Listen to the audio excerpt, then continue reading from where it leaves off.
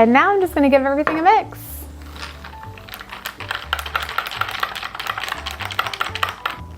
This looks so good. Oh yeah. Not only does she look good, she tastes amazing.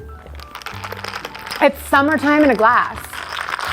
It truly is. This for me is fantastic. I'm not always down for a cocktail, so I love a great mocktail option that is not just me picking a can of LaCroix, a can of soda out of a cooler. So if you wanted to make something that is just a little bit more special, I highly recommend this.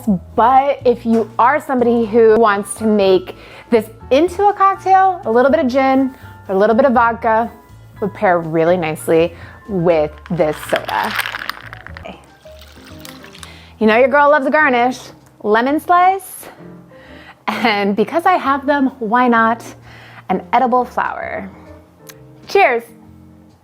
That is so delightful and so refreshing. Even though you have a liqueur as part of the base here, it doesn't overpower the fact that this is just so wonderfully floral in the best way. Lemon and elderflower, kind of like strawberry and rhubarb, they go together really, really, really well. And so they just play to each other's strengths here. No sugar needed, no added anything. This is a perfect 10 out of 10. This is a great drink to have on a nice balmy summer evening when you're watching the sunset in your garden. All right, our cupcakes have been hanging out. They're all frosted, they're ready to go.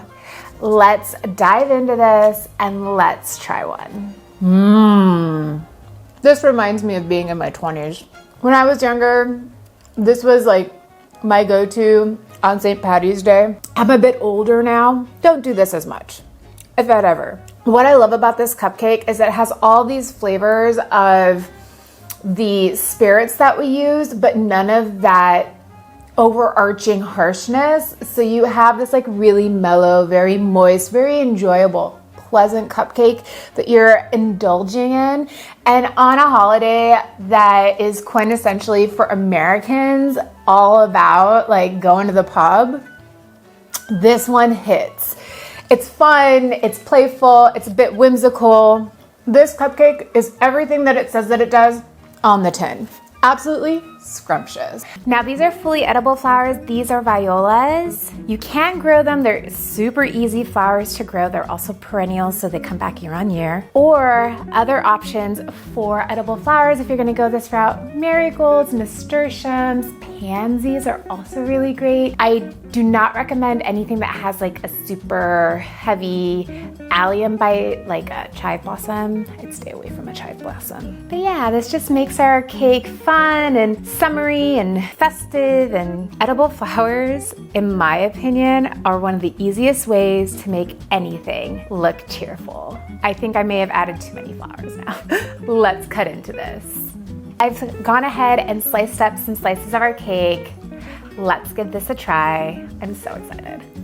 It's light, not too dense, nice and buttery because it's a pound cake. And at the same time, you just get that hint of the elderflower, and then you have that zing from the lemon, and they balance each other out really well with the butteriness of the cake. Because let's face it, pound cake, as delicious as it is, it can be a bit heavy sometimes, and this is anything but. Can't stop eating this. I am going to add in some edible flowers because I love edible flowers. They're just, to me, they're just the height of joy, and they just make everything look pretty. Let's crack into this bad boy, shall we? What's so nice about this is that the vegetables are tender, but they're still crisp. It's delightfully buttery and smooth. Your friends and family, if you make this for them, they're going to really think that you are a grade A level French patisserie chef. I've dished myself up a bowl. Let's try this. With the pops from the peas, and because we blanched all of our vegetables, they aren't overcooked. They're still wonderfully green. This risotto variation is totally worth making. No one likes to blanch vegetables, but it is worth it for this. Just have a little bit of chocolate curls as well. All right, let's dive in. You know, plant-based food gets a lot of bad publicity, but when done well, plant-based is so good. And this chocolate mousse is so good. It's chocolatey, it's silky, it's smooth, it's everything that you want in a chocolate mousse, but without all the fuzz. This is definitely a must make, and especially if you are making something and needing a dessert for any kind of gathering, if it's just something you want to make for yourself. The great part about this is that it keeps really well in the fridge. You're not worrying about it spoiling. It takes a few minutes, couple pantry ingredients, and it's absolutely delicious. This is a great beginner recipe for any home cook. You should make this. Oh, that's nice. I could drink this every morning. I could drink this pretending that I wasn't in the depths of winter on a Caribbean beach somewhere, basking in the sunshine, getting a tan. I can get down for this every single day of the week. It's creamy, it's fruity, it has all those wonderful tropical notes, and it's not too sweet. The coconut, the lemon, the turmeric help to kind of balance things out in terms of the sweetness from all the fruit. And then the ginger just adds this like little kick, that little nudge that just makes it so much more flavorful and delicious. I highly recommend going into springtime, going into summer. This would definitely be my go-to when I want something that is just going to make me feel like it's not a Monday, it's a party, you know? All right, on to smoothie number 2. You want to make sure that all of your ingredients are cold, but you want your tahini to be room temperature. And the reason being is that you want your tahini to be easy to get out of its jar, easy to pop into your blender and have it be a little bit runny so it doesn't seize. Now, this looks like the best chocolate milkshake.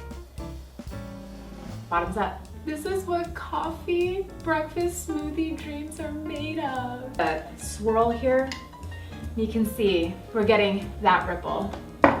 It's not too sweet, it's full of raspberry flavor, you don't taste the banana, you have that extra protein from the 2 hits of Greek yogurt, the hemp hearts, which also are loaded full of omega-3s, and you have the soy milk in here, which really is just like, who needs protein powder when you have all of these great ingredients, right?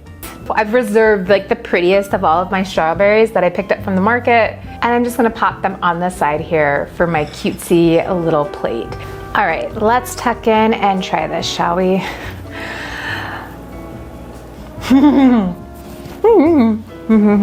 Not gonna lie, I wish I could just eat this for breakfast every day. It's so good. The shortcake is lightly sweet and super tender. The strawberries are bright and fresh, and the cream is that nice texture element that is just soft and cloudy and just helps wash everything down the hatch. You know what I mean? This is a 10 out of 10. This is perfect for any summer evening. This is what I want to have every weekend in the summertime as my finisher for a hard day of work, weekend or otherwise. Of snow from some wonderful confectioner's sugar. Got my syrup. Let's give this a try. My syrup doesn't want to pour.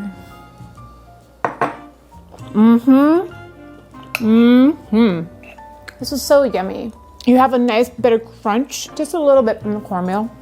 It's not too sweet, so if you wanted to do like a savory waffle pair, like chicken and waffles, this is perfect for that. And with those accompaniments of the fresh berries, the powdered sugar, the maple syrup, this just makes this such a wonderfully delicious dish. Really, there's nothing like a nice hot waffle on a Sunday morning to get you ready to end the weekend. Highly recommend, 10 out of 10. You should make this especially for Mother's Day. We have all of our sauces, all of our dips, our pickles, they're all ready to go. Let's taste them together so I can tell you how delicious they are so you make them. All right. That tomatillo salsa, you would never know that it's roasted. It is so bright and acidic, and then it just packs full of flavor. You have that cumin, the roasted vegetables, that caramelization that you can taste with the fresh cilantro. This is so good and so worth making. Don't be intimidated, just try it. It gets better. That is so good. These two things together are a match made in heaven. And now, last step, our pico. It's fresh, it's bright, it's full of flavor. So good. And the piece de resistance, if you're gonna make anything from this video, make the pickles. The pickles just remind me of being in a taco shop in San Diego. I can categorically say I have elevated my taco night to 12. Our eggs are filled, let's garnish them, and then we can eat them. So for garnish today, I have our pickled red peppers that we made at the top of this video, and then I have some minced crispy bacon. I'm going to go ahead and start garnishing with a little bit of bacon on each deviled egg. All of our eggs have our bacon on them, yummy. And to cap this all off, a slice of pepper. Our eggs are garnished, they're ready. It's time for the taste test. There's so much flavor packed into these little deviled guys. This is so yummy. I love how too, like, because they're so small, you can just keep eating them.